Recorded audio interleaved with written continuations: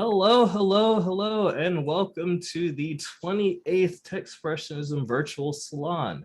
I am your host and moderator, Davo Bradley. Joining me are Colin Goldberg, who coined the term Techspressionism, Tommy Mintz, one of our presenters, and Stephanie Cindy, one of the other presenters.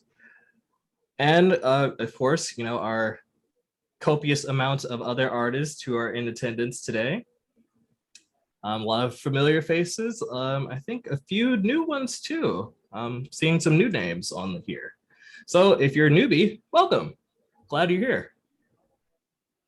So that being said, general format here is that we have our two presenters. They'll do their presentations, span for about 30 minutes or so. There'll be a 15-minute Q&A session right after each presentation. During that time, I do ask you to keep your mic muted and save your questions either for after the presentation is done, or you can go ahead and submit your questions in the chat and then we'll try to get to them after, as long as time permits, because some of these discussions get a little lengthy sometimes, but it happens. And then other than that, I do believe someone had an announcement after the presentations as well. But we'll cross that bridge when we cross it. I think it was Roz. Yes, that's I have a teeny little fun little commercial that I think a few of you glitch artists will enjoy if we have time. It's just a little thing I came across. Yeah, well, there you go. well, after presentation fun, I guess. And other than that, man, I think I streamlined things a bit too much. Now I'm like at a loss for words. So we're gonna. Oh, I just wanted to say one thing really quick before we get into the presentations. So anyone that wants to hang out after the recording ends at 4, I think we're going to start starting to use that time to do any sort of community building stuff, or if people want to talk about ideas, how to anything dealing with at the group level. I think that might be a good time to do that, since whoever's interested in being here now, is here already and can stick around if they want to. So convenient. Putting that out there. Yeah. And we usually have some very spirited discussions afterwards too. So it's a good time. It's the after party, so to speak.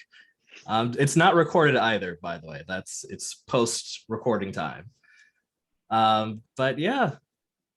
So I think without further ado, as long as Tommy is ready, because he's got to go first because he has something to do after.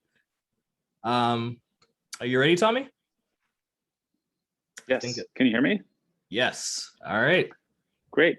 So thank you, Davo, and thanks, Colin, for this whole thing. I really appreciate this group, and feel like there's a lot of interesting things that it's coming at us right now. So it's I'm very pleased to share my work with you all. I'm in right now Guild Gallery 2, which is on 9th Avenue between 17th and 18th Street in Manhattan, in an exhibition that is going to be up through November 17th. So if you happen to be swinging through New York, like I heard somebody say a moment ago, feel free to drive by. In fact, I'm going to show you a view of the gallery from outside. The exhibition is visible 24 hours a day through the windows right here. So the exhibition consists of 2 large prints and 5 small prints and 1 interactive pinhole camera attached to a Raspberry Pi that's running the algorithm that generates the images that I've included in this show, which an algorithm I call the Automated Digital Photo Collage. And it's a Python program that takes a sequence of images and compares them to a baseline image, and whatever's different between those images and the baseline image gets added in to a time-lapse collage, if you will. And what I've done, let me go ahead and show you the smaller prints. What I've been doing is creating images by holding my camera sort of either fairly still in my hand or on a tripod, and taking multiple pictures and then running those pictures through my algorithm. I feel like there's a lot of glare on these pictures. So these are images that might have 30 or so separate frames included in them. And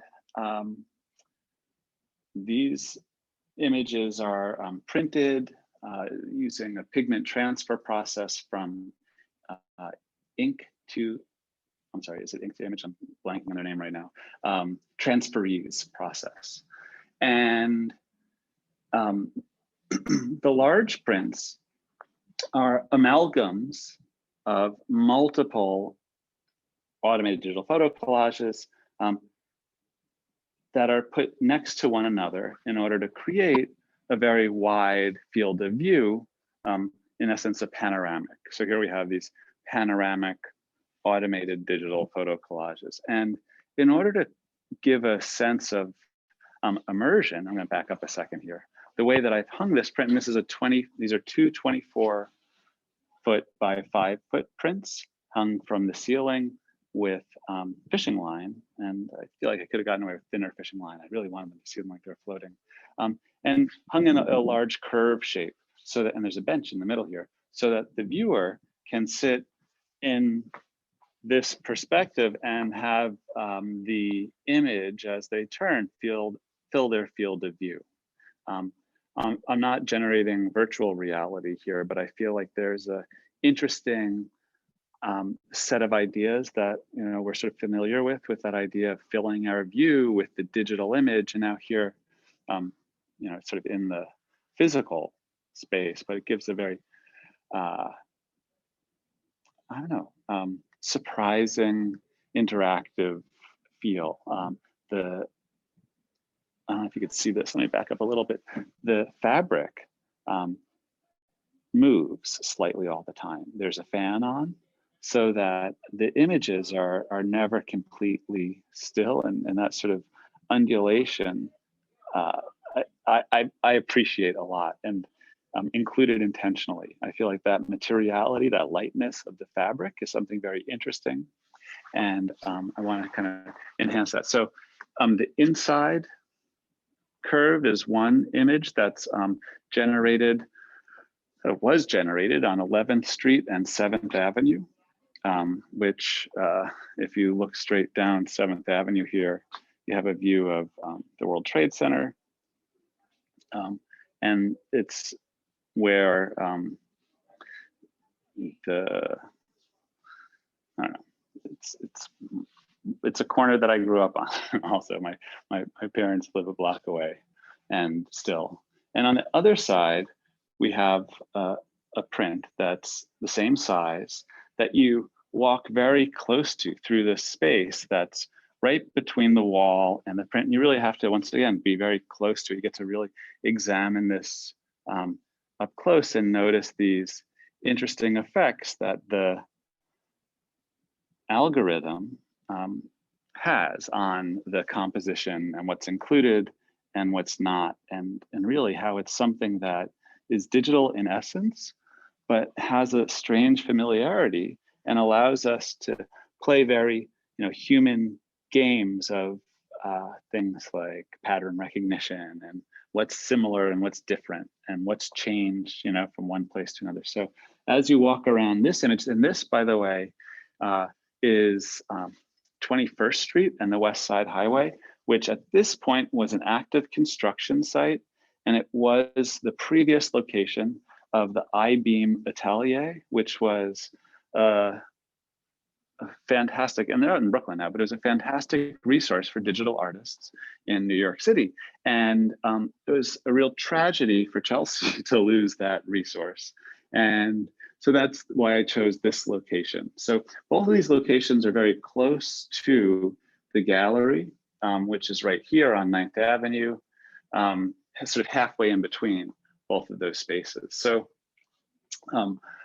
this is another personal corner. This is a corner that my parents live on. I'm not sure if we get to see, there's so much glare. It's interesting how badly this reproduces in single sort of perspective. But once you open both eyes, that glare disappears somehow. So this is the White Horse Tavern on 11th and Hudson. And here we have the last horse stable on 38th Street. And right behind it, looming, is Hudson Yards and the vessel and this sort of very modern moment. I'm interested in that sort of contrast that we have. And I'm going to go ahead and take us outside so we can see the 3 other metal prints here. So this is part of the Hudson Guild Community Center. And the space that this opens onto has some doors that I wanted to present work through. And so I have an image that people see from this walking by area. And then I'm going to take it outside.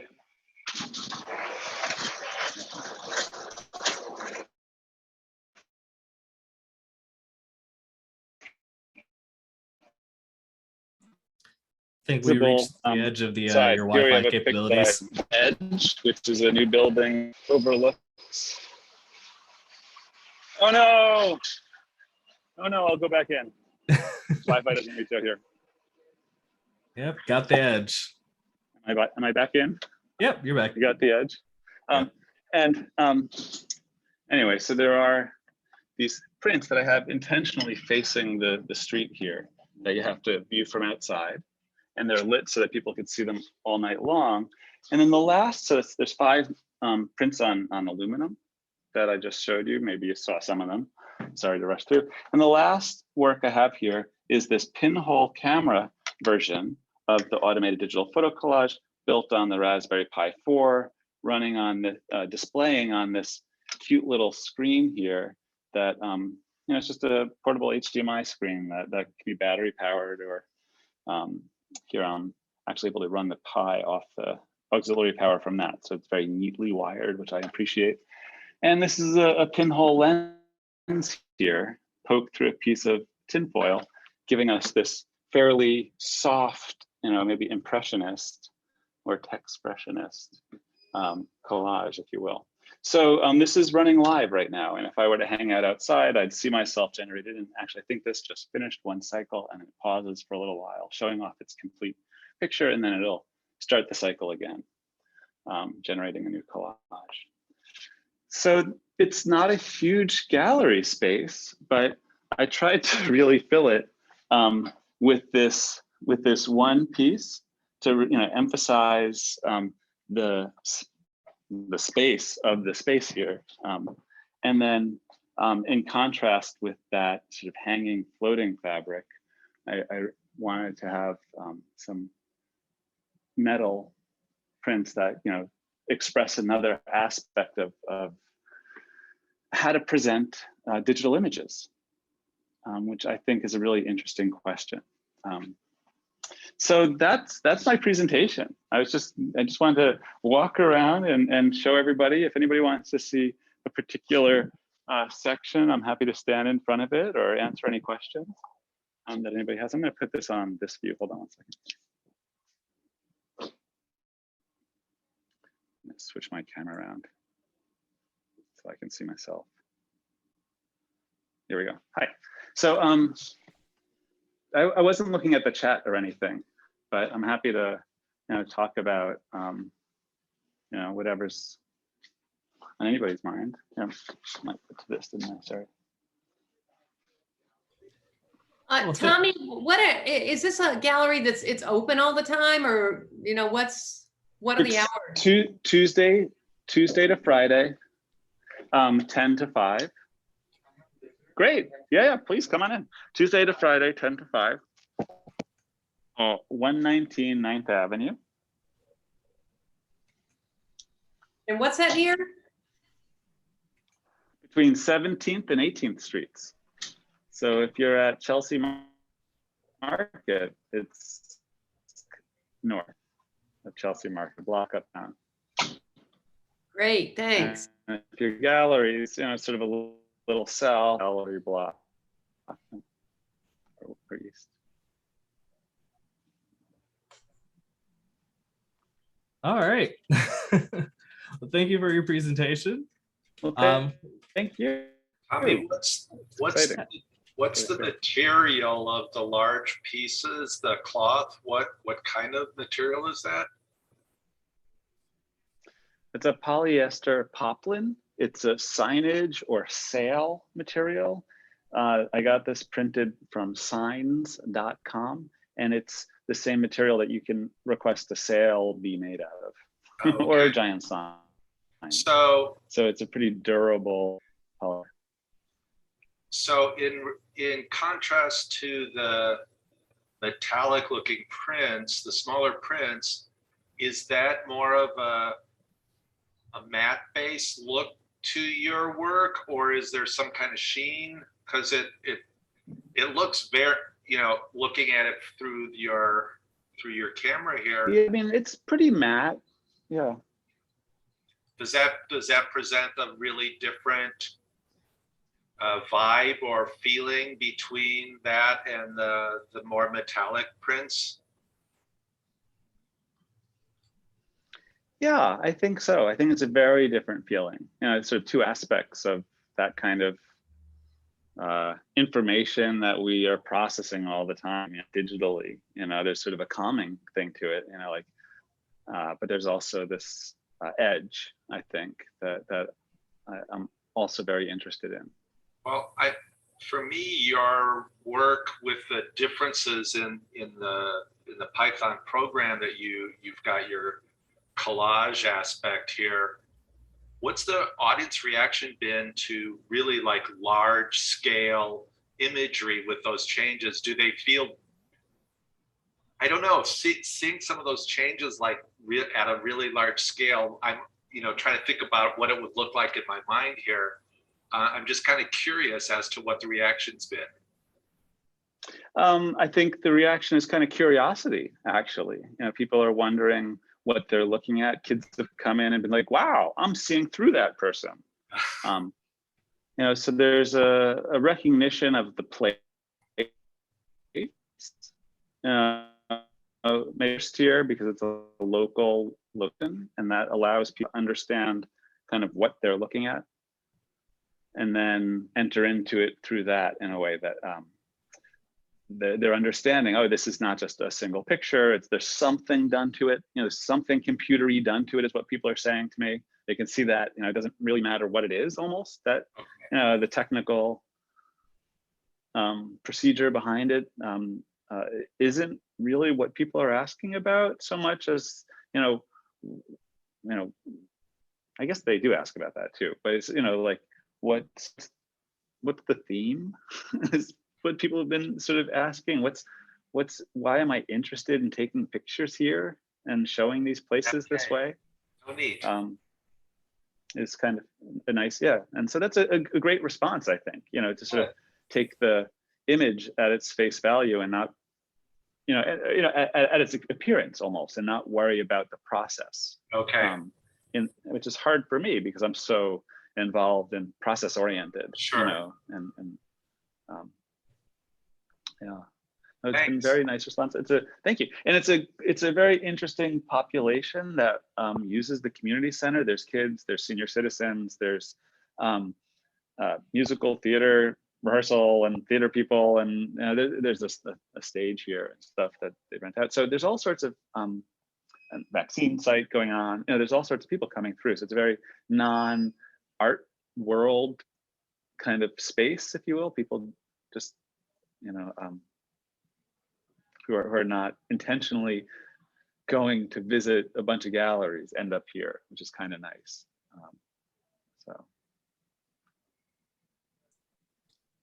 All right, next up, I think Renata had her hand up with a comment or question. Yeah, I was just curious, you use the aluminum dye bond, and is it a dye sublimation process onto the aluminum? So I do dye sublimation as well. So I'm just trying to tap and spin my camera around here. I do dye sublimation on aluminum as well, but this here is actually not even dye bond. This is a very, very thin aluminum. Right. But can you see how thin this is? It's a really thin aluminum. And this is pigment transfer. What I do is I print first onto a piece of plastic I coat the metal in a material called transferease, maybe with IEZE. And then I put the plastic on top of the metal with the transferease on it, let it cure for a few minutes, and then peel off the plastic and transfer the print on, leaving, errors, if you will. If you look, there's bubbles that sort of deteriorate the image in a unique way. So unlike the dye sublimation prints, which are kind of perfect, these have a lot of flaws created by the printing process, and I've come to enjoy. And here maybe you can sort of see how, part of that looks like the clouds that are doing their digital thing too. I like the dye sublimation a lot, but I feel like it's a little too clean, too perfect, too cold, if you will. I think they're beautiful, and gems, and I'm not going to stop doing them too. But I've been really yearning to do a more hands-on printing process, making things. Definitely respect that. It looks really, really great, Tommy, and thank you for your answer. Well, thank you so much, Renata. I appreciate it. That gives me ideas now too.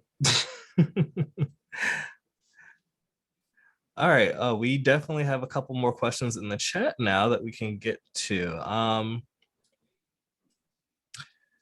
think Malavika was asking about just like, I think, general care for the metal prints, like what they're like, I guess, what protective measures do you take with those? Am I getting that question right, Malavika? Not sure if she's... Yes, correct. Okay. What I wanted to understand that is when it is on the metal, is it going to long lasting? Because people, when they buy, they always ask this question that how we have to take care or how long it is going to stay. So that is one question. And second thing is whether any precaution is required. Means like if something coming in contact, maybe a sharp thing or anything. So is it going to create any kind of marking on that? So thank you, Malavika. Those are great questions. I think that this process, the pigment transfer process, might actually be more permanent than dye sublimation prints, because it's pigment, not dye now on the metal, right? Dye eventually disappears, whereas pigment sits around for hundreds of years, they say. So as far as longevity of the image itself, it should be longer than a dye sublimation image. But I do spray, I'm not sure if you can see, I did give each of these a coating with a Krylon enamel coat, which after I started doing it, I emailed the manufacturer of transferease, and they said, well, we don't actually recommend enamel. We recommend water-based stuff, but the enamel worked really well. I did spray coat everything, absolutely. It was a little tacky and remained tacky for a long time. And so that spray coat, I think, also protects it from scratches. That said, I've scratched this one a fair amount. Can you see this right here? And yeah, the spray coat kind of goes away. Do you see by my thumb right there? There can be damage. I recommend framing them. You put them in a frame like any other picture, put something in front of it, and it will be protected for sure. But yeah, it's an interesting concern with digital arts, especially when printing in color. Longevity is definitely an important concern. Thank you. Thank you. All right. Let's see, Sherry. I guess your question was with respect to the metal prints, asking if those are printed on both sides or just the cloth. And the cloth, and the part that is very close to the wall where you have to walk, near the wall, is that printed on the other side of the other image, or is that a totally separate piece? It's two separate pieces, and I hung them back to back. Okay. There's actually a piece of bamboo up in here that I hung between, that I clipped. I actually sewed them both to. I went around and I don't know what kind of stitch I used, but I used a pretty loose stitch to put them both together at the top. Yeah, well, I think it really works well. And I love the undulation. I think that really adds a whole other element to the work. I think it's absolutely beautiful. And I hope to be in New York during that time and see the show. So thank you, Oh, Tom. fantastic. Beautiful. Please let me know. Yeah, I don't know if you're asking about the double-sided printing on metal too, but I was doing that as well. I was scraping some of my old prints and just reusing them. And that's a fun sort of painterly process. If you mess up one of these pigment transfers on metal, you just pour some rubbing alcohol on it and scrape it off and start again. So Nice. fun. I was actually going to ask you about the cloth prints as well, because I was like, how in the world did you double-sided print something that big on cloth? And it's like, oh, it's actually 2 sheets. All right, now I know. And this is kind of building on past work I've done. I printed on shower curtains in the past and hung them back to back as well. And that's also a fun, inexpensive way to make very large, very lightweight prints. We got a question from Colin. More technical question, it looks like. Does the Raspberry Pi setup periodically save images to a storage device, or are they impermanent, getting replaced with each iteration? So on this right now, it's storing every picture. I have a 128 gigabyte card inside this. It's only taking 1024 by 768 images because that's what the display can display. And those pictures are something like 34 kilobytes. So I'm sorry, I can't do the math of how many I can store, but it's in the A lot. Yeah, so many zeros that I think I can go for many months before I run out of storage on this. And then yeah, I transfer them.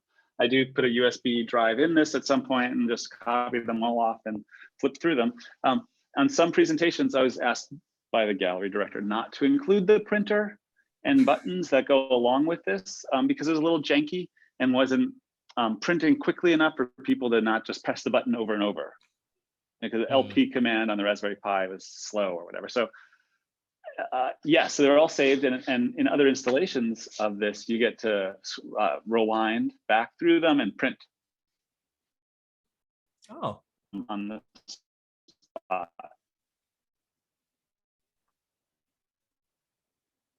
I think the Wi-Fi is struggling.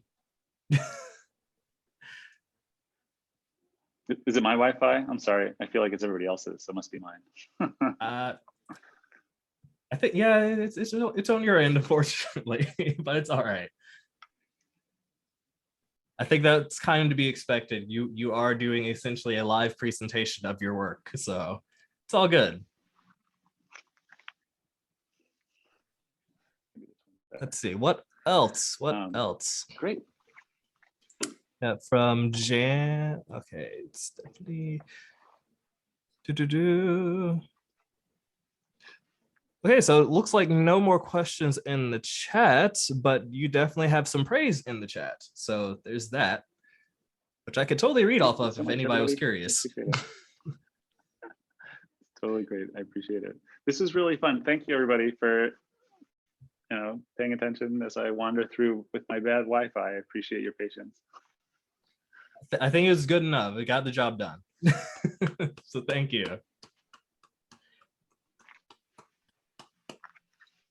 All right. So before we move on, does anyone else have any questions for Tommy, or just want to tell him some praise? Because I saw a lot of praise in the chat itself, but nobody's actually spoken it. So if you want to actually speak it, you can do that. Not going to stop you. Unless you're all just very shy. Yeah, congratulations on the show, man. It looks great. And thanks for a first in terms of from the field broadcasting into a salon. So that's pretty cool. Hope to see more of those in the future. It's a different feel for sure. Yeah, really looks intriguing, Tommy. I hope I can get by and see it. Yeah, sometimes I do forget that we actually do have quite a few folks in New York. So yeah, Might as well. Let's see. Thanks again. And yeah, let me know if you're in town. I'm happy to give personal tours. Yeah. I really like the way you showed the detailed way, taking the your camera nearby to give the feel that when it is, the fan, because of the fan, how the fabric is moving. And I mean, I also got the same feel. So thank you for showing it so nicely. Well, thank you so much. I think that the dual view going on also helped too, because you had a full shot and then close up with your personal camera. I have a pro sort of broadcast studio going on here. Camera 1, camera 2. Yeah, there you go. All right, well, thank you again, Tommy. It's great. Thank you. All right, I'm going to turn off my cameras. I'm going to just listen for a little bit as I hop on the subway. All right, well, enjoy your trip. Thanks. Okay. Well, that was interesting and a first. Again, if this is your first time being in the salon, we have actually never had an in-person demonstration or presentation quite like that before. All of our presentations thus far have been, if you go back and look at our YouTube, they've been, presentations online using slideshows and that kind of thing. But this was not that. This was in person and live. So that was certainly, I wish we could probably do more, but I'm pretty sure main limitations would be Wi-Fi connectivity. But in the future, probably when everything switches to like 5G or something, it'll probably be a little bit easier to do. Yeah, I will say this though, in the future, if artists want to show us around their studio, and work environment a little bit, in addition to a screen share, I think that might be interesting, I agree. Oh yeah. Studio tours are important too. You see how chaotic somebody works. All right. And yeah, that dual camera setup is a good way to do that. Like, if you have your desktop machine set up and you don't want to screw up with if you have a screen share set up with PowerPoint and everything, you can also just log in separately on your phone, walk around your space, show your work environment, your tools, all that kind of stuff, and then switch back to the desktop view, for the screen share. And if you want to be really fancy, you can actually configure your phone to actually remote control your PC, but that might be beyond some people's technical capabilities. But it is an option if you're willing to explore that. Like, it is possible. I've actually helped Allison do that with her streams, but it's a thing. But that being said, I think we can go ahead and move on to our next presenter. Stephanie, are you here? I'm here. You're here. Are you ready? Okay? Yeah, I can hear you. Yeah. All right, you have the floor. I'm ready. Thank you. Thank you, Colin, and thank you, Davo. Really thrilled to have this opportunity. And just want to give you a little bit of background about myself, because I'm probably a stranger to pretty much all of you. I was born in London, England, and moved to Malibu, California when I was 14. I left home at 18 to become a starving artist. Let me share my screen. Where'd it go?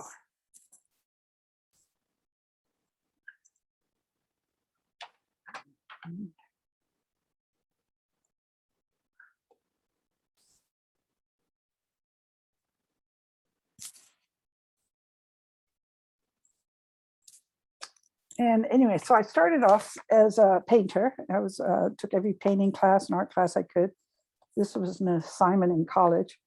But after 3 years, I was really sick of sleeping on floors, hitchhiking everywhere, and getting bread and cheese on credit. I needed to work and fell into being a graphic artist. I dropped out of school and had no time to paint, but found I could photograph my world as I rushed around from one deadline to another. One of my photography teachers at UCLA said I had a quirky way of looking at things and that I should develop it. So after learning the basics of graphic design, I stumbled into a place called Signagers, a design studio that did movie posters and ads. I didn't do this painting, but I did work on the lettering and the layout. I was now working all hours of the day and night, and I became a night manager and hired, go back one, hired this kid who was a graffiti artist. As a kid, he was a graffiti artist. His name was Chaz Bajorquez, and he opened my eyes to graffiti, and I started exploring the scary back alleys of East LA to photograph it. The hip hop graffiti and rap scene started around that time too.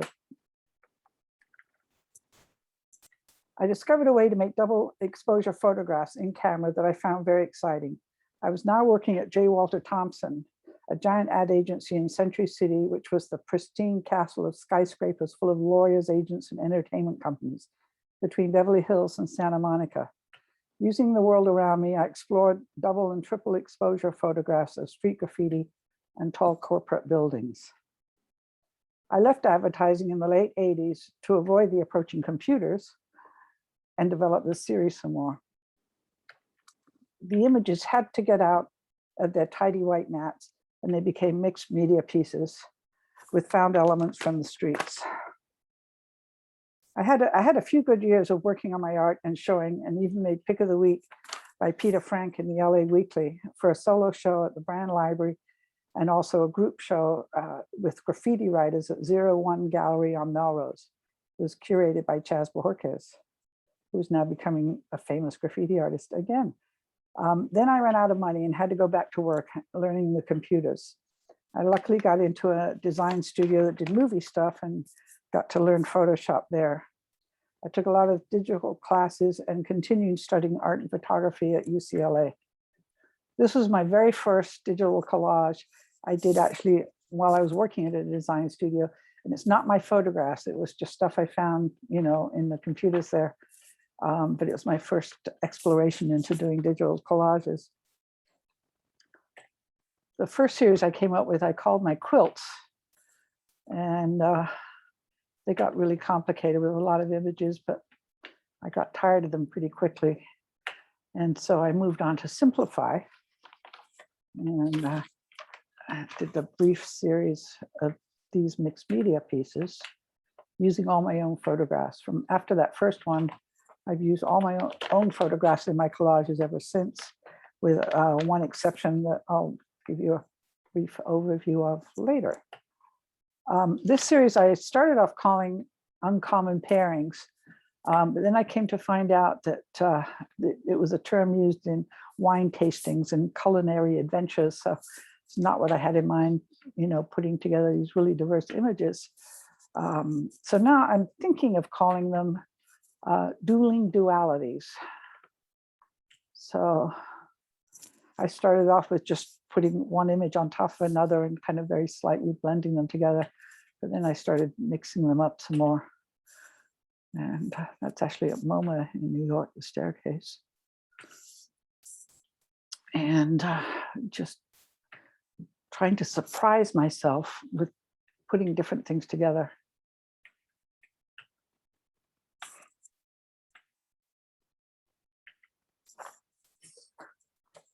I'm definitely a disciple of Rauschenberg and love the idea of chance and creating chaos, creating order out of chaos. I definitely work in chaos. I need a cluttered environment and then pulling something out of it, something essential. This way I went back to the graffiti very briefly to see how I like doing it in Photoshop, but I think I was burned out on graffiti after those years of working in the camera, but it was interesting. This one, when I was a small child, I had a postcard of a Salvador Dali painting that was one of my treasured objects, and it was Christ on the cross, rising up into the heavens. And after I'd done this image, I was flying out of Portugal, and that stone was an anchor in a fishing village in actually the borderline between Spain and France. And anyway, years after I'd done it, I realized it was very similar in a way to the Salvador Dali painting. Must have bubbled up from my unconscious, and I created it.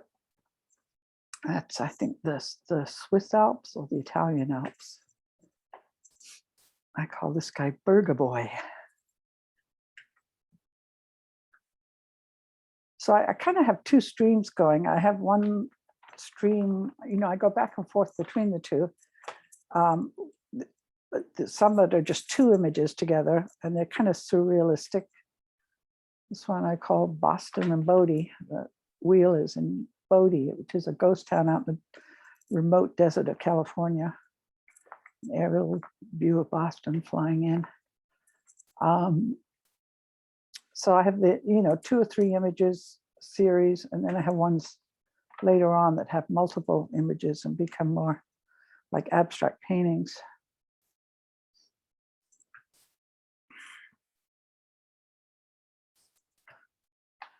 This was an ancient, on an island, a Greek island, an ancient wall in a ruin. And I opened the door and put Santa Monica inside. That's in the swamps of Louisiana. Call this eucalyptus twilight.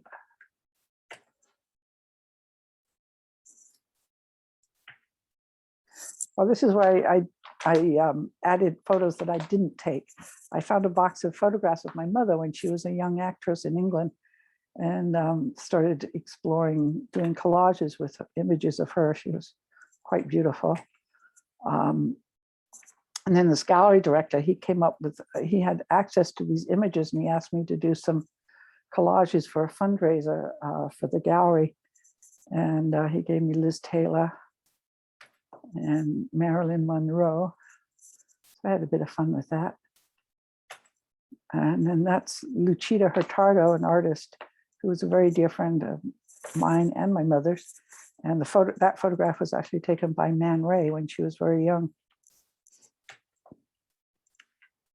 And then back to my collages.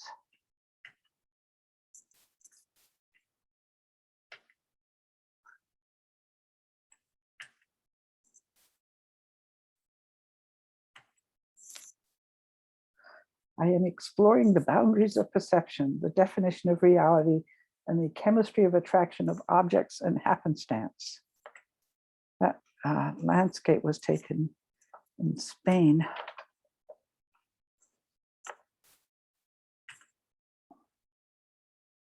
This one is from Greece. I put a poem in there in case you can't read it. It says, day and night, over time and shifting tides, flying through the skies, I think of you.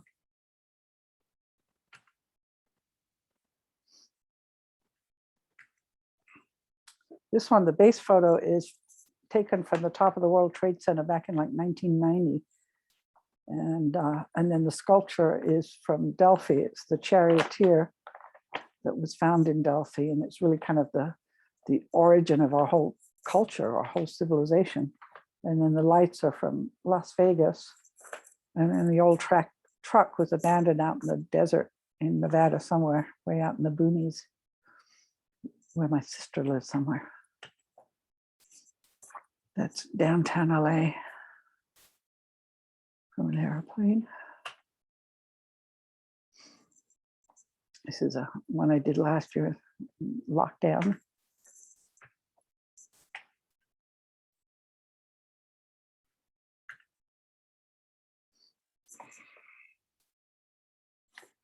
I love to explore just, it's like the happenstance thing. I explore like what would happen if this and this come together and then blend into each other and become one. That poster on top, the figures, I took it in Majorca, in Sóller, which is a little village in the north, and it was raining. It was a Xerox copy posted on a lamppost for some Taekwondo classes or something. I just loved it. Very kind of Edward Muybridge, whatever his name was. His doorway was in Naples in the old section. It was just a feast of peeling paint and rust and crumbling civilization. Really couldn't get enough of that. These things were used in construction. I think they used them to hold up the floor while they're like nailing it all together and securing it. So I put it in here and have it kind of trying to hold up the sky, the earth.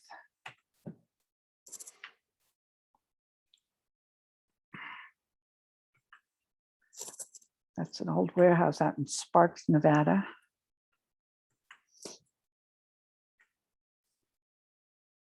The construction site was a hospital, became a hospital.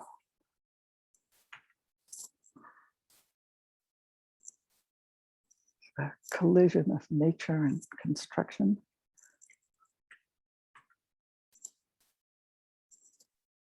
The power plant is across the bottom, polluting the planet.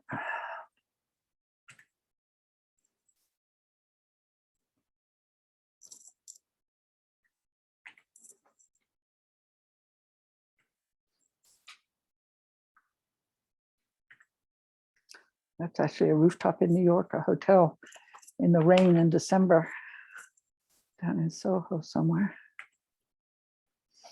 That was actually on Rodeo Drive in Beverly Hills.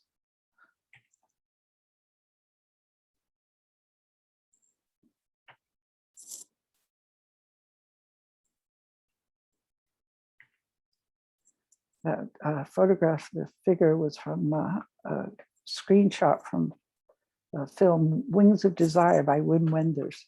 And she was an acrobat on the high wire. And I call it Between Two Worlds. If you've seen the film, you know, it's about life and death.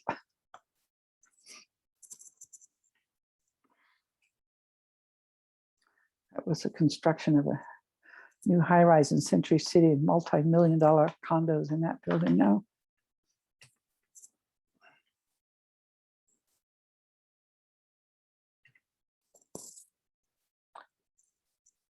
These are becoming more of the abstract paintings.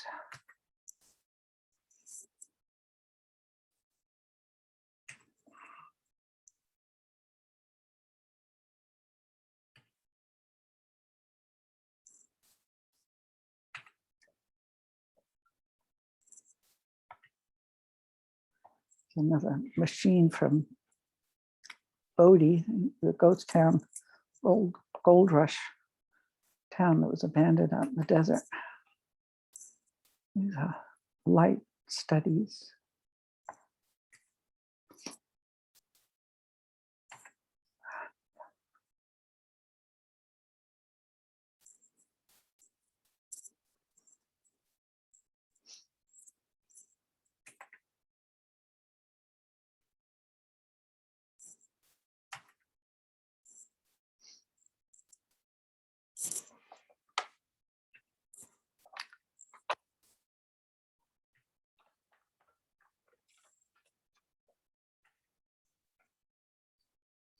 That one actually started at the convention center in downtown LA.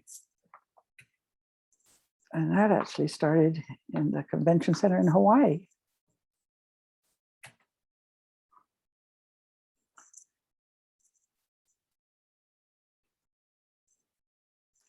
This one actually started with my grandmother's crystal bowls.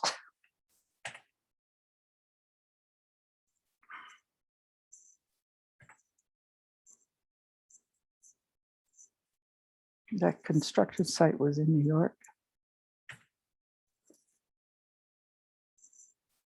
It's a train station in England, in London. An ancient stone from Avebury.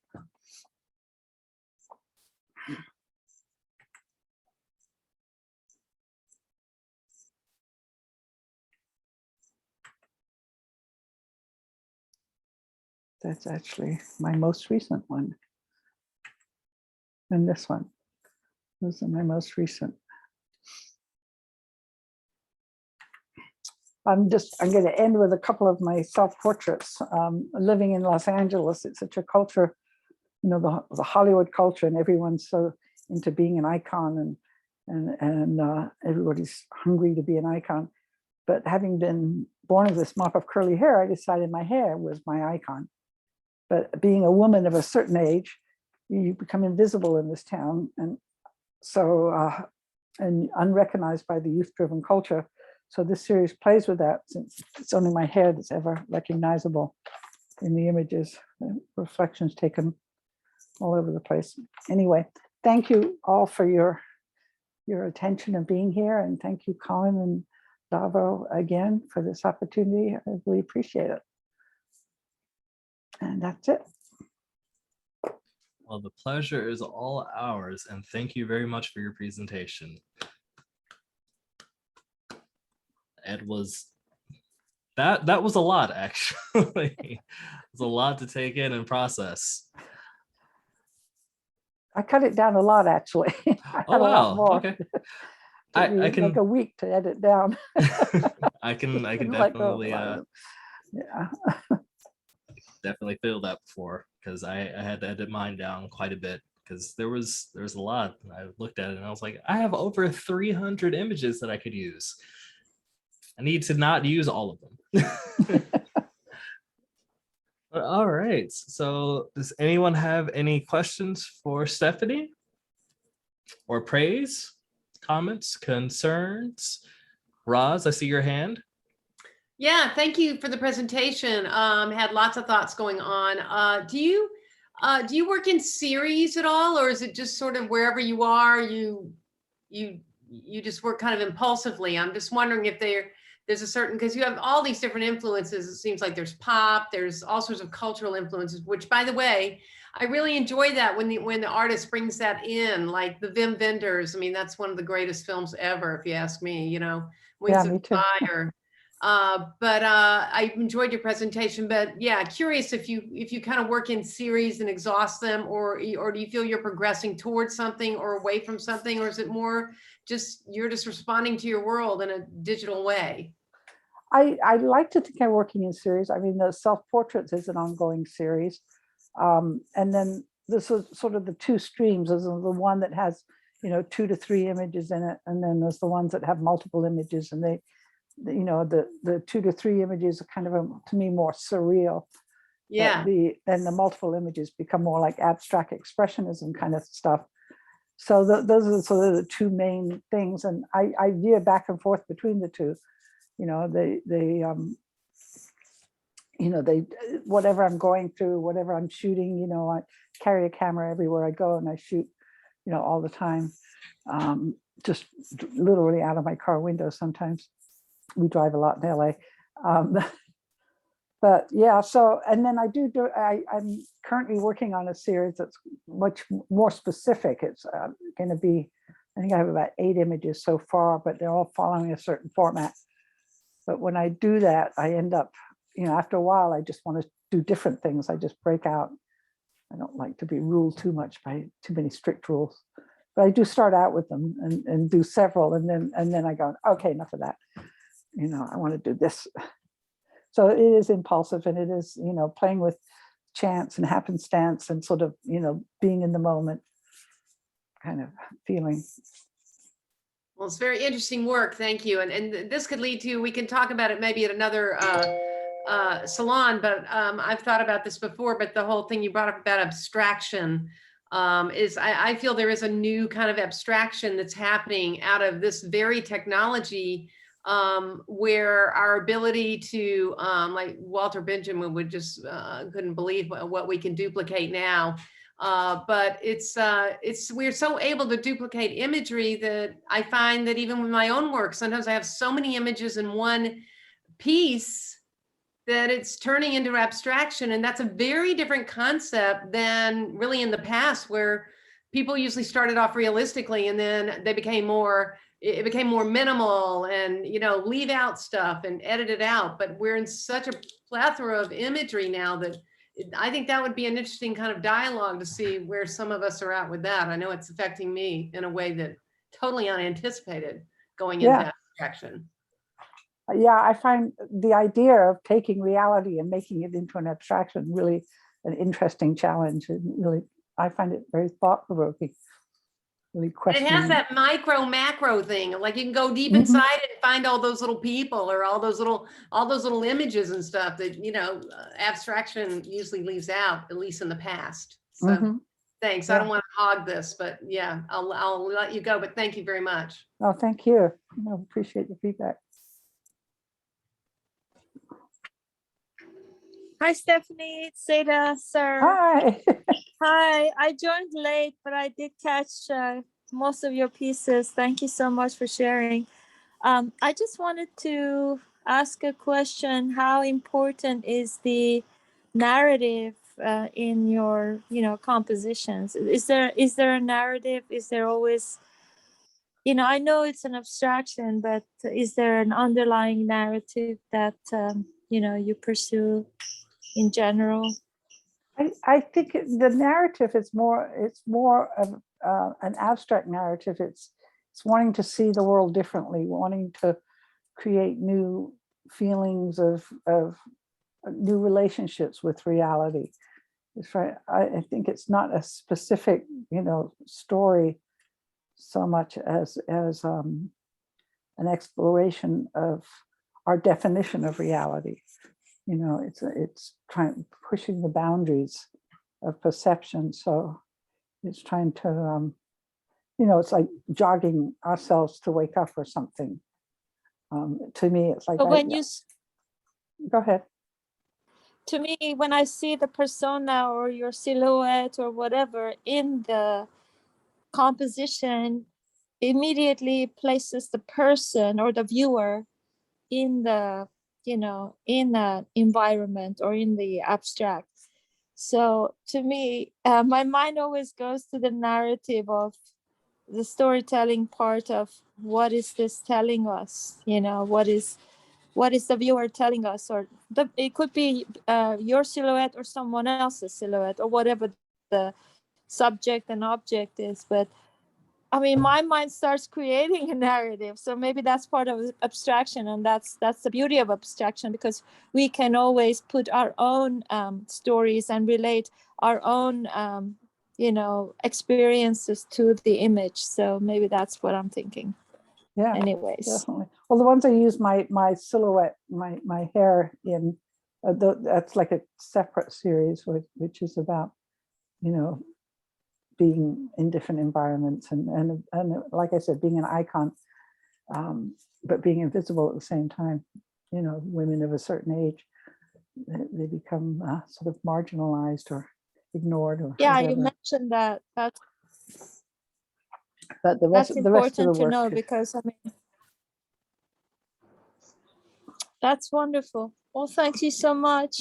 Okay, I'm thank glad I you. catched your part, at least. And congrats to all of you. Thank you. Thank you. All right, Stephanie. So you've got like 5 questions lined up, it looks like. So Okay. I hope you're ready to answer some questions. So first up, we have Renata. Yes, I wanted to say thank you very much, Stephanie. I really, really enjoyed your presentation. I have a question regarding how you present your work. Do you feel that it works on the screen, or I notice you have a printer behind you? Do you show it in print form? And what would be your ideal way of showing your work? Yes, I obviously I prefer it on the screen because it, it has the backlit effect. I've tried putting it in light boxes, and I do like that, but they can be cumbersome and expensive and difficult to store, difficult to move. I have the Epson printer, and I do print out prints. Ideally, I'd like to print really large. I've done some 30 by 40 or 40 by 60 on plexi with backed with Sintra or whatever. And I've done some metal prints, and I like the metal prints too, and want to do more of that. But it's been a budget thing. I got my own printer, and I print and frame my stuff myself. Do for group shows or whatever. Mostly, I print smaller. I can go 24 inches, but yeah, ideally, I'd like to go really big. What is the largest metal print that you've ever made? Metal, I've only done 16 by 20s. I Okay. actually did a series of the self-portraits on metal. Uh-huh. But on plexi, I've gone up to 40 by 60. Awesome. Thank you. Thank you. Thank you, Renata. And next up, I think it was actually Susan, but you put your hand up and down, so I think you were next. The iPad app keeps raising my hand. I'm not raising my hand. It's triggering off the voice somehow.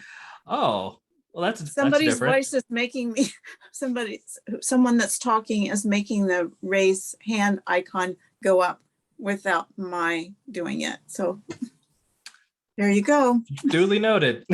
All right, that's I keep putting it down. Okay, thanks. Gotcha. All right. Later. Okay.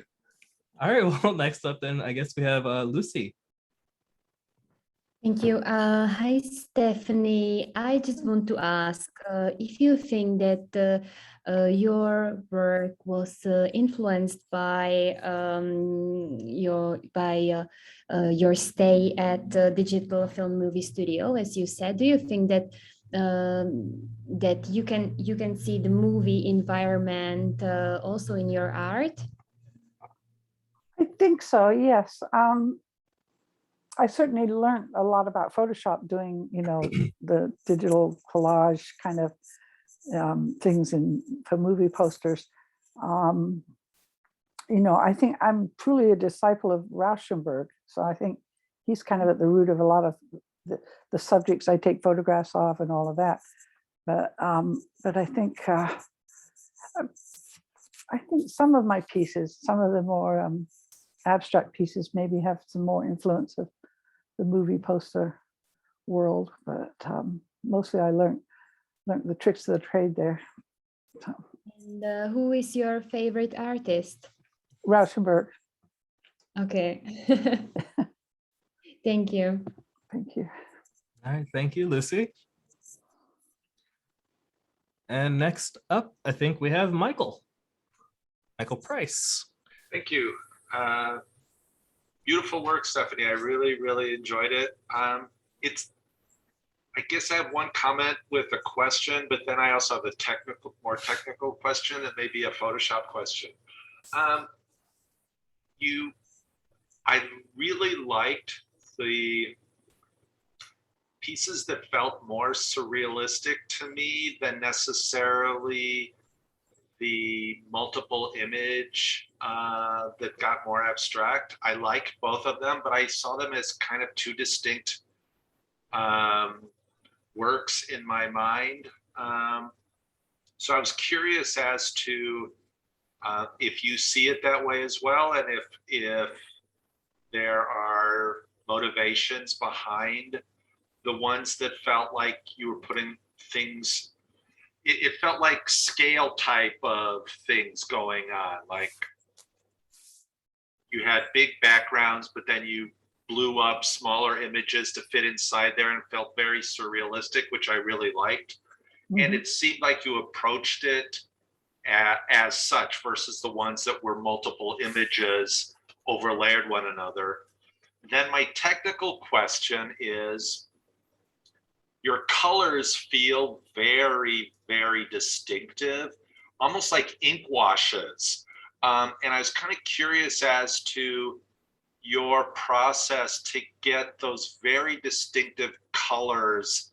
I was just kind of curious if there's something that you're doing differently in Photoshop to get that. Oh, it depends. I mean, each one is sort of a unique challenge. I use the various tools, vibrance and curves and, all kinds of things, and blending modes. Blending modes makes quite a difference. But each one has its own challenges to it. And I agree. I think my first love is really the images, the surrealistic ones where I play with scale and stuff. Mm-hmm. The multiple image ones, they become things when I need a total diversion and I want to get lost for hours. And I spend hours and days and months even sometimes trying to make, trying to create something out of this chaos that, I create a chaos and then I try to get it to become something, and it's quite a long challenge, and I think it's kind of an escape thing. But the other one, the pairings, the dueling dualities, whatever, they usually come a lot quicker. They don't come that often, but they come a lot quicker and they're easier to manage, and they don't, you know, I don't have to, when they work, they're just like, yes, you know. There was one that you showed midway through where there was like a sky and it almost looked like a window pane kind of effect looking down. That one really struck me. I really loved that one quite a bit. Oh yeah, yeah. So, but all of your work, I just, even the ones that are approaching abstraction, you make chaos work, and that's not easy to do. That's not easy to do. So I just wanted to say thank you for very inspiring work. So thank you. Oh, thank you. I really appreciate that.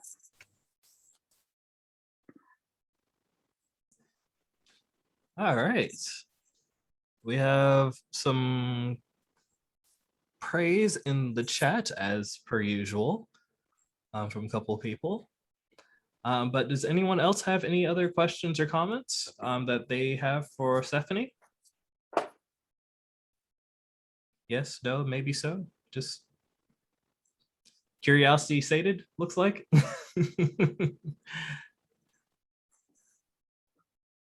All right. Well, thank you very much, Stephanie, for your presentation and for the answers to some of the questions that some of our guests have had. I'm actually wasn't prepared to have this much time left over. This is the first time in a minute that we've had almost a full hour left over. So I'm at a bit of a loss for what we can do and talk about here. But I guess we could get started with Roz sharing her little commercial that she found, if that's okay with everyone. Because I run these, but I don't run these, if that makes sense. Okay, is everybody ready for just a little, very small commercial break here from Rosolution? Okay, I'm gonna go share my screen. Can you hear me, everybody? Yep. Just put a thumbs up. Okay, I haven't shared in a while here. Desktop one. Can everybody see this beautiful screen over here? Yes. Okay, well, my husband called me and I have several screens, big ones, a Wacom and another, but my husband's office, he's in high tech as well, risk management and stuff, IT advisory stuff. And he looks like you're in the cockpit of like some, I don't know, spaceship or something when you go in his office, but this is just one of his monitors, and I took a screenshot of us looking at this monitor, and this is just with a little love kiss for you guys who can appreciate glitch. And I just caught us. I decided to catch us both looking at a monitor of his that has gone totally bonkers. It's literally 21 seconds. Here it goes.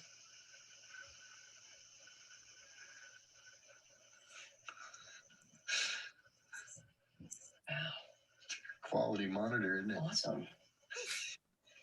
I love it. This is my kind of monitor. Tell her I'll trade her one of her good monitors for this one if she wants it for art. This is for Sherry Carter. That was it. I'll play it one more time. It's so short, but at the end, I'm saying this is for Sherry Carver. I was thinking of Tommy Mintz too. Anyway, it just was kind of a funny thing. Oh, let's go back. Oh, don't I even know how to go back? Yes, here we go.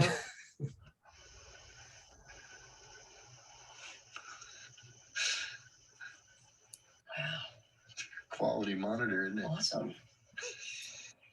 I love it. This is my kind of monitor. Tell her I'll trade her one of her good monitors for this one if she wants it for art. This is for Sherry Carter. There you go. End of commercial break. That's awesome, Roz. Sherry, I hope you like that. Awesome. And Tommy, thank you. There you go. Thank you, Roz. I really did like it very much. So thank you. Yeah, let my husband know if you want to trade or something, for a monitor that works. Yeah. All right, that's it. That gives me an interesting idea that would probably be not as expensive as what I'm thinking, but it could probably work. Just buying a bunch of like broken monitors and CRTs and just having them all like lined up Yeah. And plug them all in, see what they do. And you could call it, I mean, you could call it, Davonte, you could call it, this is the way the world is going, or something like that. Just a little tongue in cheek, just a bit. I actually have an image, one of my pairings with a screenshot like that. It was color bars all over. And I put it into another image, and I should have left it in my slide presentation. It was one that got deleted the other day. I've never seen one glitch that well. Yeah, I've never seen that before either. And I've seen a lot of monitors in my former IT days, but nothing like that before. No, nor I was absolutely like, wow, look at this. I work hard to do that in some of my videos. Lots of editing. Yeah, there it is. If you want to have it, I mean, let me know. I can just send the video to you. You might want to incorporate it in something. Oh, I'd love a screenshot video if you could do that. Now, who is this, Jan? It's Jan, yeah. I'm up in Canada, so picking up the monitor is a bit out of the out of my zone. Are you on Discord, or how should I send you a screen grab? I can put my email. Yeah, put the email in. Yeah, that's great. In the chat. Okay, great. Thanks, Roz. Sure. See, there you go. This is a space for sharing and, you know, all sorts of stuff. Impromptu inspiration happens well, all the time. I do want to add one thing, because you know, Davo, I'm very reticent to talk when I get going. But you know, I have thought a lot in the last years, even decade, about how commercials. I used to, you know, hate commercials. Let's get rid of them. But now I'm sort of like, well, at least commercials that they're actually selling something they're really trying to, it's not subterfuge. It's like, this will really make your clothes white. You know, there's something about commercials that I've thought would be an interesting show, or something about, if you have a blog, that the commercials might be the most interesting part of it, where you're actually plugging something and something you believe in, but it's not total like double evil speak or anything, you know? Anyway, now the content is so commercially laden, you know, I mean, oh, I just happen to have this Coca-Cola beside me, you know, it's murder mystery or whatever. It's so interesting, because I'm for the past, like, I guess, what, 2-3 years now, I've been on my own, because I'm weird like that. I've been studying marketing and advertising and stuff like that on my own. And just like these shifts in focus that have happened in the advertising space, it's really interesting, because what's gone on is the fact that consumers are now more informed, right? Like, we have access to so much more information than we used to 10-20 years ago. And because of that, our shopping habits have all changed. What we're influenced by has changed. So there's been a lot of study and research going on to, it's like, okay, so what actually motivates people now? Like, what kinds of imagery motivates them to do certain things now? And the tone and the, like, just the kinds of advertisements have changed immensely because of that. Now they're extremely, like, personalized. Like, you'll see, like, popular YouTubers endorsing a product. Like, a brand will reach out to a YouTuber and like, hey, you want to plug our product, because they trust you. They don't necessarily know or trust us, but they trust you. So can you help us sell this thing? That's true. Yeah. So it's very interesting. Just the tactics that have shifted just to get people to buy things now. I think it's interesting. It is. Yeah, I think so too. Yeah. If someone wants a broken monitor, my cat just broke mine last week. Nice. I have an old TV that was broken because of the cat. I still have it. It's in my closet now. That's a high maintenance cat, Davo. Yeah, oh God, he's destroyed so much. Like, there used to be more things behind me, and the reason that they're not there anymore is because a certain cat has decided that he wants to knock them all down. Yeah, so he actually even pried a piece of art off the wall, and it fell on me one day. So I was like, you know what? Let me just not have that there anymore. But yeah, he's a nice cat. At least he cares. He cares. He cares so much. I'd like to share that I have a new website that's just finished the last few days. I mean, maybe I'll share like longer in the future when I have more time, but Yeah, sure. I do have a new website that I'm very happy about. Good. Well, That's my commercial. well, I think we'd all be here happy to see it. Oh, shall I screen share? I mean, if you want to, we have a good 40 minutes now, so by all means, go ahead. Okay, let me I've kind of got two things going on here. I'm also replying to a client and watching y'all, but I'm done with that. So I'm gonna see if I can screen share. Okay. Share content. Screen. Okay. Lost webcam footage. What? We lost webcam footage. Yeah, I'm going to get into here. You seeing my See your Google? browser? Yep. Okay. Here we are. Oh, nice. I paid somebody to work with me. And this is the homepage, which is my digital pieces in a rotating slideshow. I have a nice grouping of portfolio and projects. I have 3 projects. This is my digital work, the Portrait of a Woman blended series that's has 3 sections. Those bottom ones use Procreate and ArtRage, and these the icons and the adjusted cells use are entirely iPhone and iPad created.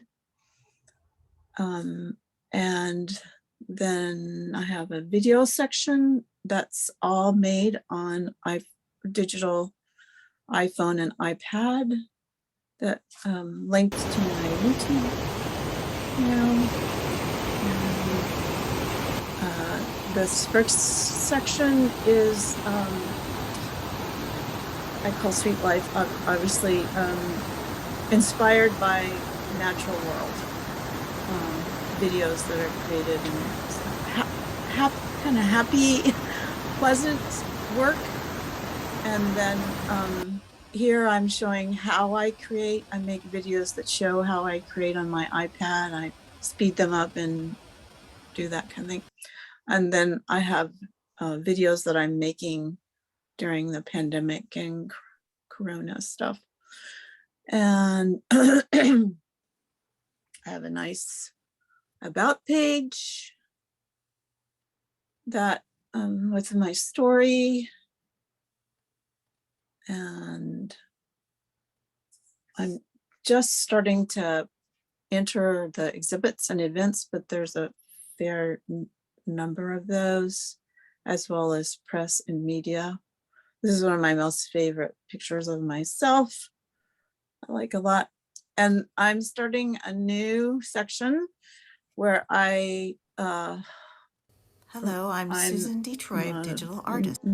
I am pretty much sharing with you a stopping video I the produced written in the part beginning of a sending out 6-year to people, art journey. although I I'm made this going to first part share on of what MailChimp, you are but I'm seeing doing as an videos offering of my now. experience.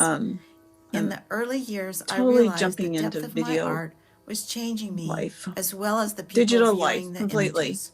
And then I of wanted course, to let others know here's the about section that's new. Last year, I, for the first time, did commissions that are created on my iPad and iPhone using other people's mementos. And these are some samples of that work that I did last year. And I think I'll do it again this year. It's sort of an end of the year deal. And then of course I have contact page with a piece, and then that be it. So, Well, it looks there like you the go. designer that you employed did a fairly good job from looks of it. Yeah, I think it did. And I'm now learning how to enter things myself, which I'm starting to do with the, so I'll get out of that now.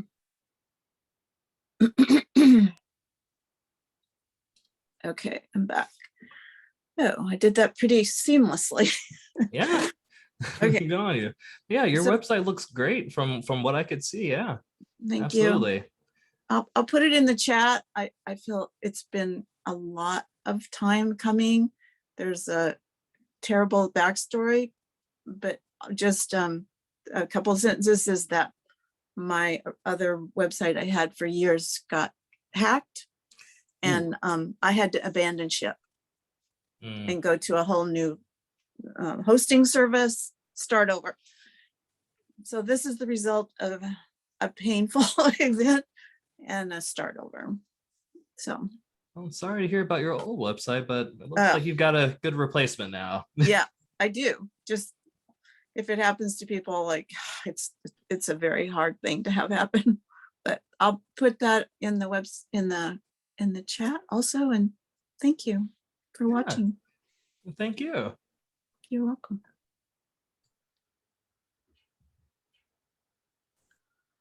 See, I'm looking at all the faces to see if somebody wanted to say something. Ross, did you have something to say? Well, actually, I was thinking to myself about our meetings, and I just wanted to bring up that I personally find it harder even every other week to make time for this. And I love it. I absolutely, every time I come, I find the presentations really invigorating and on a certain level. And I think Davo does a fabulous job. And this, you know, I'm not wanting anything to stop with Techspressionism because I think it's a building, exciting movement. But I do find, and I wondered if other people feel that. I mean, if it were once a month, I know I'd be, oh, wow, I got to get to, you know, I think, or maybe a little less often. This is just something I'm saying, or maybe we don't all have to be here every time, but there is something nice about the continuum, and I just kind of throwing it out there. And if Colin, this isn't something you want to discuss, or Davo right now, we can take it offline, but or you can bring it up at some other time. But it's just something I've been considering, because, you know, we kind of started in COVID. I mean, Techspressionism, I guess Colin started that about like, you know, in 2012, but it's really been gaining some steam here, you know, with the salons. We started in COVID, and now things are at least opening up some. I might regret this when it's saying this when it's February, but I'm just, yeah. And but does anybody else, do you have any thoughts about it? Or Colin or Davo, or other people, do you have any thoughts about this? You know, I was, sorry. Even though I can't always come, like last week I was traveling and didn't have connectivity. But if it would only be once a month and then I would miss it, that would be a long time, you know, between touching base with you guys. So I like every 2 weeks. And I think you're right, Roz. I mean, everybody doesn't have to be here every time. We all have other commitments. And you know what, to your point, you know, we can always go, you can find the salons and go watch them if you're not there, but it's just different when you're there. You know, I feel it's different when you're there. What did you have to say, Colin? I think. Yeah, I mean, you know, it's funny, Roz, because I was actually sort of thinking that exact idea of shifting it to a monthly, maybe in the new year. But, you know, I don't really have that strong of a feeling towards that, other than, you know, personal laziness on my part to some degree. You know, like, but I do like that, you know, it's something that, you know, the 2-week format allows more artists to present, you know, obviously. So I don't know, like, I mean, I think that's definitely something that is a possibility. You know, I was really literally thinking that same thing, like, what if this went to once a month? You know, I don't know, like, I feel like I would, and I don't know if you were here in the very beginning when I brought up the idea that maybe after the recording session ends, whoever wants to can stick around to talk about sort of like general community related issues. But I think that, that part of it kind of like, we were meeting sort of as an advisory board, which was, kind of the result of there being some income generated from the initial call for entry, and then a PR person was brought in temporarily to see what they could do. And that was like why, a bunch of us started meeting separately. And, after that was done, it was sort of like, okay, it was hard to get people to show up, at a different separate time. So I feel like sort of if the after meeting is about like, group related stuff, or it could even be, I mean, the initial format for this was that like that actually would happen now, like after the artist presentations are over. And like, that I'm cool with that too. For one thing, we can all just hang out afterwards and take care of business, during this part of the session if there's time. And also it's like full transparency where it's on the record, it's recorded, people can put forth their ideas, not like that matters. And I mean, I've been thinking a lot about just like what this is, and maybe that would be an interesting topic of discussion for the remainder of the time, because I'd like to hear what you guys think about that and like what, it could be, and what everyone thinks about it moving forward. Like, because to me, the whole idea of an advisory board made me feel sort of uncomfortable. Like, I don't like any sort of correlation between this project and a business or a not-for-profit organization or any sort of, standard societal structure that's, along those lines. Like, when I first heard about this idea of social sculpture, it was through an artist named Joseph Nekvital. This was back in, the 90s, and I was doing something. I mean, my business name is Everbeta, and that's still the business name I use to operate. Even if you scroll down to the bottom of this site, there's a link to Everbeta. And it's like, the idea is like, it's always in beta. The web is always in beta.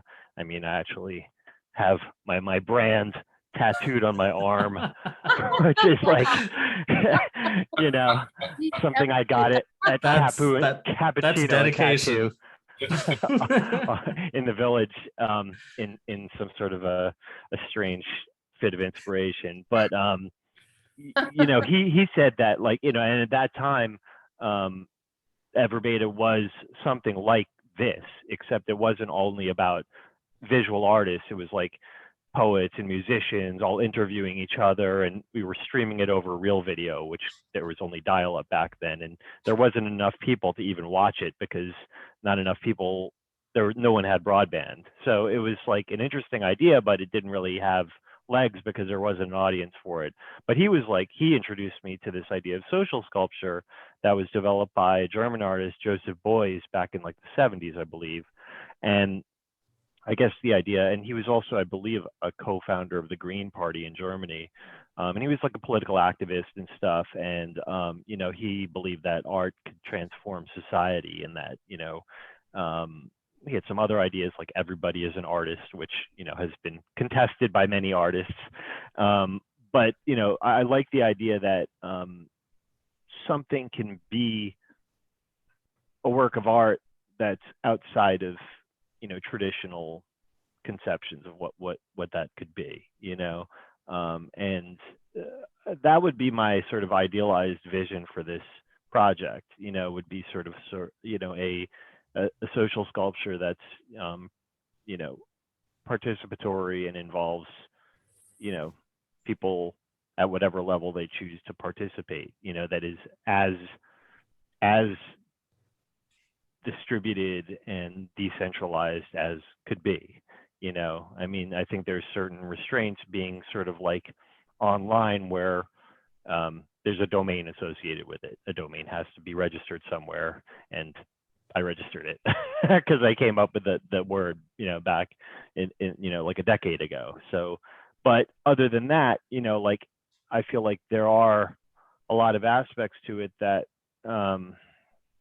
ideally, like, I'd like to be something that's brought into common usage. That is not something where the goal is to trademark it or to copyright it or to have intellectual property rights assigned to an owner, you know, for it to be a word. And I did see something that I shared online that Patrick actually found, which was really encouraging, which was an article by a Turkish, I don't know if it was a graduate student or it was for some sort of an online, like, some sort of a journal, and it was written in Turkish, but it was about Techspressionism and you know, an academic paper.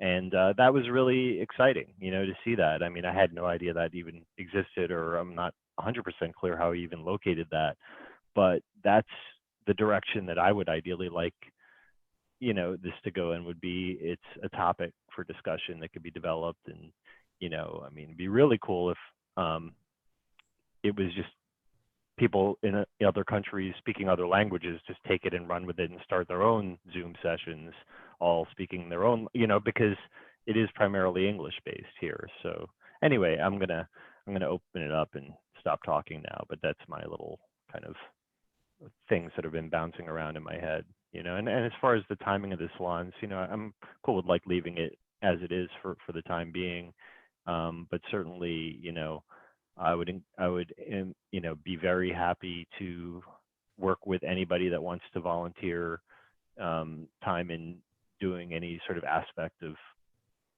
keeping this sort of thing going, you know. I really like the every other week. I have to say, I understand, Colin, if there are burdens, then yeah, I think there's enough folks who have shown that, I mean, I don't know, it feels like we've sort of, it doesn't feel imposed. Now, you may feel imposed upon, and I could well appreciate that aspect, but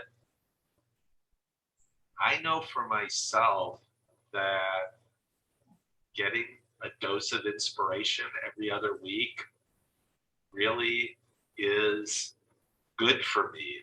And the thought of that only being once a month, I don't know, it feels like there'd be big holes in now, I may be saying this because I've gotten used to it, but I think that we've managed to have a fairly regular number of people showing up every 2 weeks, kind of is self-regulating.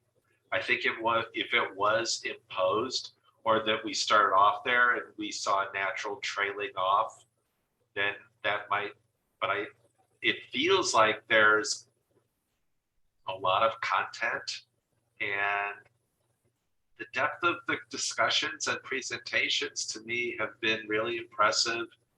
And I would miss if we were at once a month, but you know, but I do understand that it just doesn't happen in and of itself. And if there needs to be more of a divvying up of commitment to help make things happen, then that's a valid discussion to have. Yeah, I feel like, you know, that would be a really important way to ensure that this keeps going, you know, regardless of my existence on this planet. You know what I mean? Like, I feel like, and that would be my goal, not to, like, you know, cut myself out of the process, but to make sure that it's, you know, documented. Whatever I'm doing could be handed off to somebody. Yeah. So say I am indisposed for whatever reason. I mean, I had open heart surgery a couple of years ago, couldn't do anything for a couple months, you know. I mean, I guess I was laying in bed, but you know, like, really, like, I mean, most of what's happening on my end is just the creation of, you know, the sort of promotional graphics for each salon, trying to, with Davo's assistance, line up artist presenters, you know, and make sure that the information gets published on the site, which, you know, that part of it is definitely something that I would welcome some assistance with, even if it was just to have a backup person who's familiar with WordPress as, you know, a webmaster type person who can then post the content. I mean, most of, like, what I do, I mean, I do on a daily basis go in on Instagram basically and search on the hashtag, share, nice content to the story on the Techspressionism account.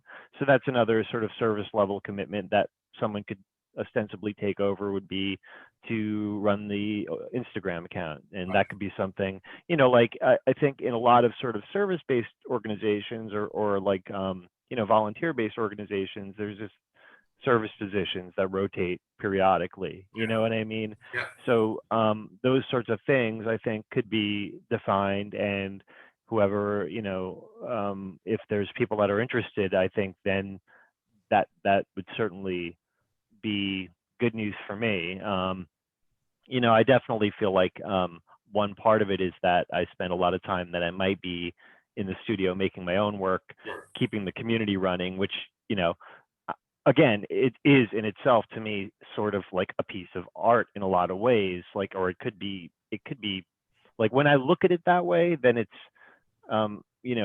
more satisfying or fulfilling, and a lot of times, like, I'll see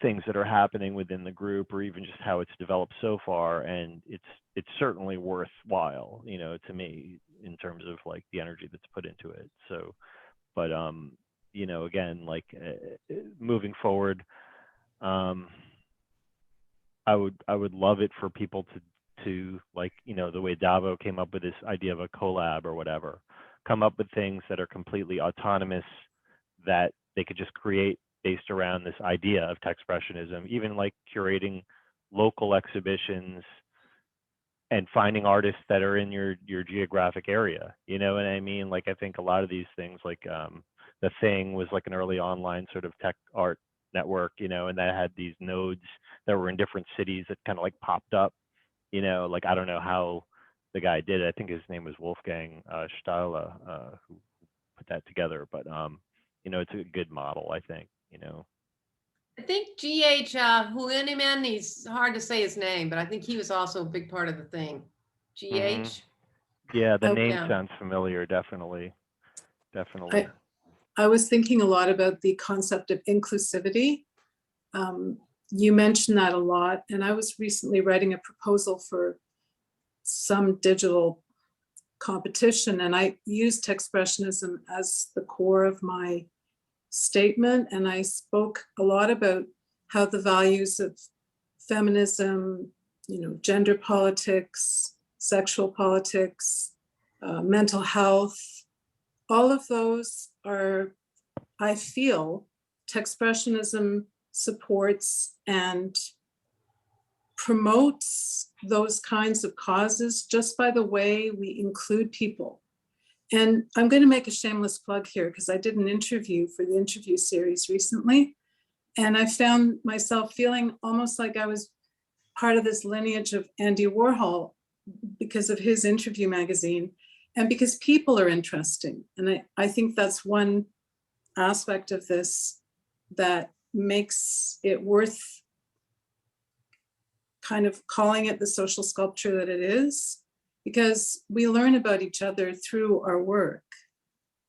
Also, the no copyright idea for Techspressionism as a hashtag or as a just, I am using it more and more when I write about my work, because it definitely, it's a portmanteau for a lot of ideas. So I also wanted to suggest that maybe we could put something about the inclusivity idea right on in the manifesto, and I'd be willing to write that. I was going to email that to you. Cool.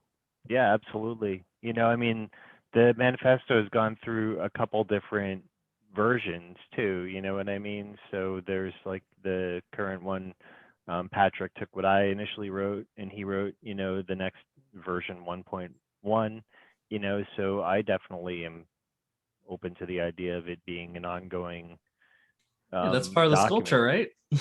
Absolutely. And the other and it's thing, interesting. Oh, go ahead.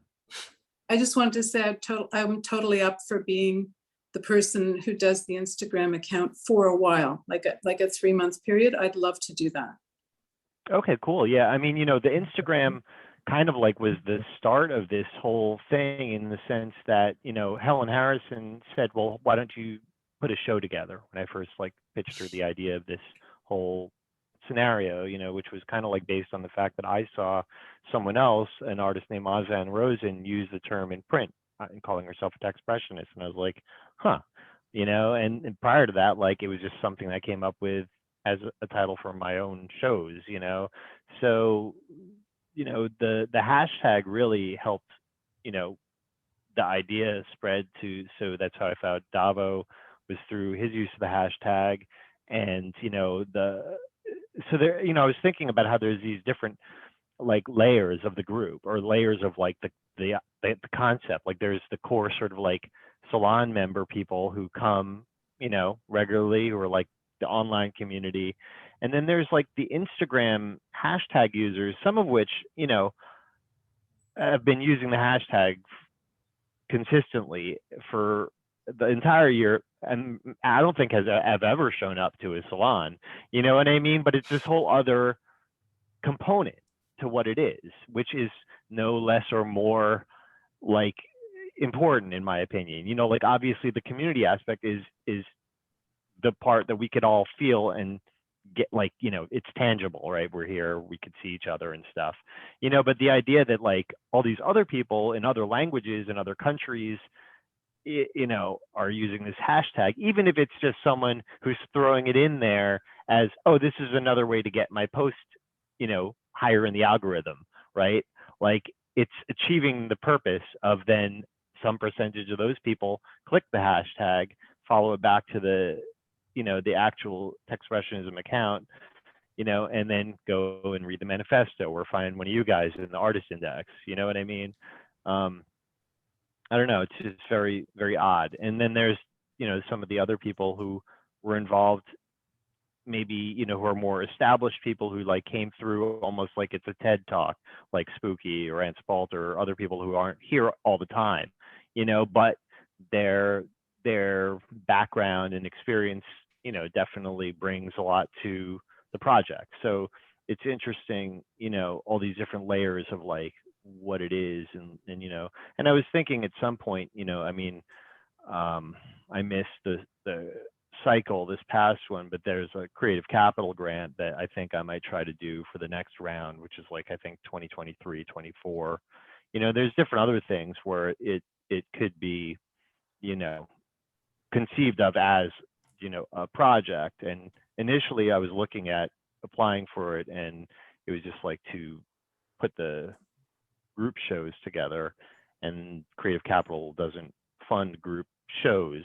But I think the larger project as a whole, if it's conceived of as community building, could be, you know, something that would be, you know, relevant, or potentially like, you know, I don't know really, but it's all, part of it is just trying to figure out a way to make sure that this doesn't, you know, completely take away my ability to support myself and my family, you know, because there are a lot of hours that are already put into it, and a lot that could be put into it to help it, you know, move forward into the future and stuff. So anyway, trying to figure that all out. I guess it's all like a question of balance, you know, but I definitely will take that, you know, I appreciate it. I'll take you up on that, Renata, for the Instagram takeover. And, you know, I have been doing, so basically like using a repost app to repost people's content, you know, like I've been doing 3 posts at a time. So each featured artist has like sort of a row, you know, in Instagram.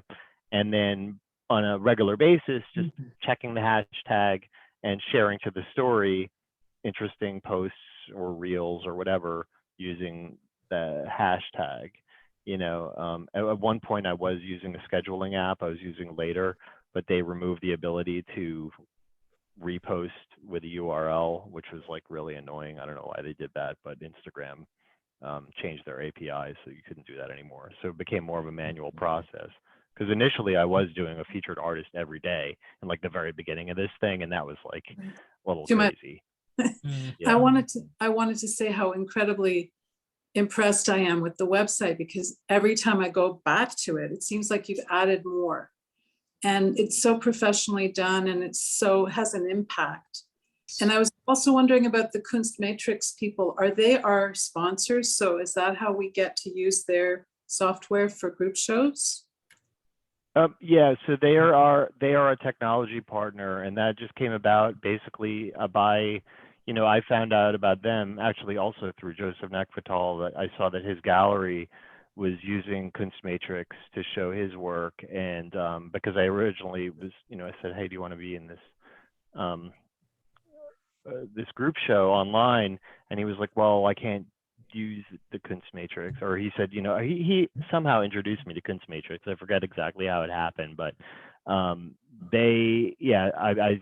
sent them some analytics on the site as far as like, the visitor count and all that kind of stuff. I mean, and in comparison to a lot of the commercial projects I've worked on, we have a very low bounce rate. There's pretty much people who go to the site are there because they want to be there, and stick around, and I think one thing that really could be improved is our YouTube channel. There's a fairly low subscriber count right now. It's under 100. I think once it hits 100, then you can have a short URL, like youtube.com/Techspressionism. But before that, it's like youtube.com/some gobbledygook that runs off the end of the browser window, so like hopefully we'll hit that soon. But I've been doing web work, since the web started pretty much in 94-ish. So like this is something that I can take what I learned in that commercial environment, just like Stephanie was talking about her agency background, and like apply it, to something that I care about, which is, and the original sort of mission statement for Everbeta was advancing and enabling artists in the digital age. And I've sort of reverted back to that now, in that I basically, that's my studio business. That's like what I make my work under, just so it's essentially a pro bono project of Everbeta, from a business standpoint, but that's the mission, you know what I mean? So it's kind of like, figuring out a way, and the ultimate goal is that it promotes each one of us as an individual artist. That would be the sort of purpose of this thing, I think, beyond, and obviously including those other aspects, which would be the sort of, gender balance, socio-cultural and international inclusivity, those sorts of things, and just providing a place for discourse, because I mean, honestly, after grad school, there's very little, for me to have that compares to like those sorts of critiques and other things that I used to enjoy, and so this is like that and more, because it's people out there working in the field. It's not just sitting in a classroom doing it because, you're there in an academic environment. So I was recently contacted by a magazine in Europe, in Barcelona, and they wanted to interview me, and I mentioned Techspressionism several times, and they responded to that.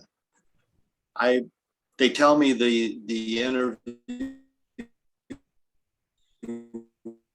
will be online sometime this month. It'll be interesting to see how they approach that subject, and it'll be interesting to see if you start to get responses from European artists who see the interview.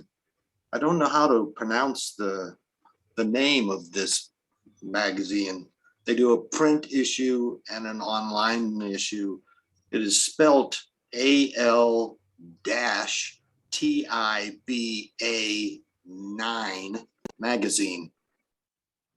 I'm not even sure what language that would be. I don't think that's Spanish, but I could be wrong. It'll be interesting to see if you start picking up more people on the website and maybe on the YouTube too, who are based in Europe. Mm-hmm. Absolutely. And there is a press section on the site. So I've been, periodically just searching on Google News to see if it shows up anywhere. And I've, seen a couple different pieces, that have run online that I've added. I know Michael Price, you had your online show, and that mentioned Techspressionism. There were, I think Sherry Carver also had an article, or she was in the text of the article. So anything that shows up in Google News, I mean, all of those things, I think collectively help the the visibility and everything like that, and the Instagram also is really how I've been locating people to add to the artist index, is and Renata, like, we could definitely talk about that as well, like what sort of like I've been doing as far as sort of procedures go. But usually, like, even if I see someone out there that isn't using the hashtag whose work I think is interesting, a lot of times I'll just send them a sort of message like, hey, cool work, like check out Techspressionism, whatever, and you could use the hashtag if you want to show up, and a hashtag search. And then sometimes if I'll see people using the hashtag, send them sort of another sort of message that's, thanking them for using the hashtag and asking them if they want to be included in the artist index, and then sort of soliciting that information. And that kind of varies, from just how much. It doesn't happen on any sort of regular schedule, but it has been ongoing. We did actually just add, I added our first Cuban Techspressionist the other day, which is pretty cool. Nice. So we are actually right at 3:58 p.m. So we're right here at the end of our scheduled recording time. It's been an interesting discussion so far after the presentations, talking about our community or just this social sculpture of what this is and where we're going forward. I wanted to say one quick thing also, Davo, before we close, is that so next salon, I know that we had one person scheduled, and then there was another person that wants to present or wanted to present. I know Sahar, you'd been scheduled to present at the next salon, but the next salon, we're actually going to be doing the online opening for the group exhibition, Techspressionism 2021, which was, kind of the seed of a lot of this stuff. If you guys have been around that long, when the call for entry went out through callforentry.org well over a year ago, there was like 1,200 pieces submitted through that, and that was a lot of the basis for people starting to use the hashtag and getting the word out through this open call. And anyway, the show, which is Patrick Lichty and I have been co-curating, is basically pretty much it is now the artist list is online on the site under exhibitions, and it's going to open up at the next salon, which will be 2 weeks from today. And we're still trying to work that out with Davo as far as how we're going to show that many pieces in an online opening. But it's going to be interesting. There's artists from 26 countries represented in the exhibition, and it'll be our first real sort of survey of artists using technology as a means of emotional, expression of emotional content. So I think that that's exciting, and then we will resume the sort of artist presentation format in the first salon in November, and I believe we have 2 artists booked for that already, Sahar, and then an artist, I know she goes by Skywater with I'm 2 Rs. not sure what else to call her, but yeah. I mentioned that exhibit to the interviewer of that magazine as well. Nice. Cool. Sweet. And so the URL for the show, just to close with this, is just techspressionism.com/TS2021. And that's going to be the permanent URL for the show. And if all goes as planned, I believe it's also going to be part of the Wrong Biennial that Patrick had talked about getting us set up there. So when the show opens, it'll move to the home page, but that URL will then be redirected to the home page. And then when the show is over at the end of the year, because it won't be 2021 anymore, it'll move back to that URL. But that's the URL to use if you're giving it out to anybody, would be /TS2021. All right. And yeah, that's about it. Plug for that. A long time in the making. Right. All right. Well, I think it's been a great salon today. Great salon so far. I thank everyone for coming and your attendance and your participation in the discussion and all that good stuff that's involved. And actually, I think one of our presenters is missing now because she had to go. But and actually, Tommy's gone too, I think. Anyway, both presenters are gone. Oh, Tommy's still here. Never mind. I'm here. There he is. Okay.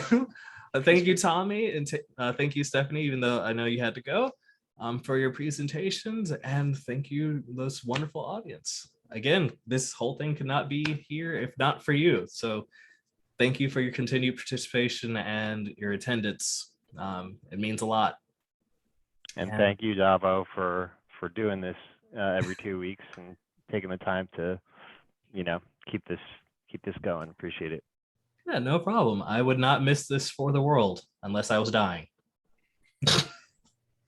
Knock on wood, a little bit. That being said, though, thank you so much, everyone, and that'll be it. So, have a good one. By the way, you don't have to give leave. Us your official countdown. Yeah, sorry. We're closing out in 5, 4, 3, 2, 1, and